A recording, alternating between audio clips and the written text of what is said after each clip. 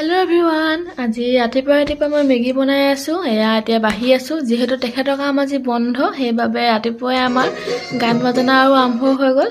এয়া মোৰ মেগী, আমি এতিয়া খাবলৈ লৈছোঁ। খাই বৈ আজৰি হৈ মই এতিয়া দৰ্জাত তলা মাৰি আছোঁ যিহেতু ওলাই যাম আমি। আমি দুয়ো গৈ আছোঁ, পাছফালে বস্তু বাহিনীবিলাকো লৈ লৈছোঁ। ব'লক তেনেহ'লে গৈ থাকোঁ। পোৰা মাংস অলপ লৈ লওঁ বুলি আমি আহি দোকানত সোমালোহি। মাংসও লৈ ল'লোঁ। আমি আহি পাবহিয়ে হৈছে আৰু চাওকচোন, এতিয়াৰ পৰাই পৰিৱেশটো ইমান ধুনীয়া লাগিছে। আমি আহি পালোহি। আমি আহিছোঁ ৰয়িঙৰ ব্ৰিজৰ তলত।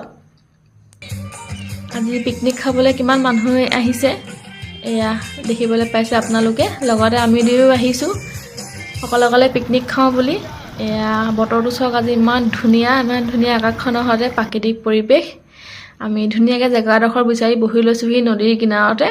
আৰু এয়া হৈছে আমাৰ পিকনিকৰ খানাবিলাক: ব্ৰেড, বাটাৰ, কণী, মাংস, মাছ, ভাতডালো লৈ আহিছোঁ নদীৰ কিনাৰতে এসাঁজ খাই যাওঁ বুলি।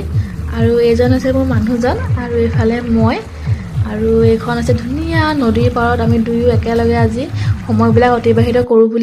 এনেকুৱা সৰু সৰু ফূৰ্তিবোৰে আচলতে জীৱনত জীয়াই থাকিবলৈ উৎসাহিত কৰে, অনুপ্ৰেৰণা জগায় আৰু এজনে আনজনৰ প্ৰতি মৰম চেনেহও বঢ়ায়। সেইবাবে যিমান ব্যস্ততাৰ মাজতো এনেকুৱা সময়বোৰ উলিয়াই থাকিব লাগে, যিহেতু এইবিলাকে এসময়ত স্মৃতি হৈ ৰৈ যায়।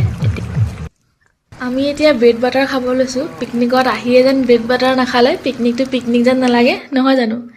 এয়া আমাৰ ওচৰতে পিকনিক খাব অহা এখেতে ল'ৰা লগ পালে, কথা পাতি আছে।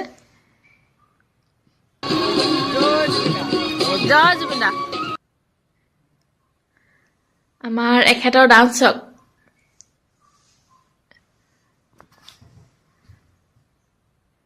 আমি যিহেতু পিকনিক খাবলৈ অকলে আহিছোঁ, সেইকাৰণে ইজনে আনজনৰ গুপ্ত প্ৰতিভাবিলাকে চাওঁ বুলি আমি নাচ গান আৰু অকণমান এক্টিং কৰিবও লাগিলোঁ।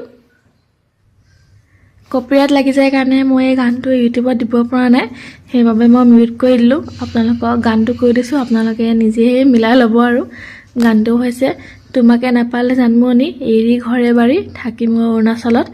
যিহেতু আমি এতিয়া অৰুণাচলতে আছোঁ, সেইবাবে এই গানটোকে গাই আমি অলপ ইয়াতে ধেমালি চেমালি কৰিলোঁ। আৰু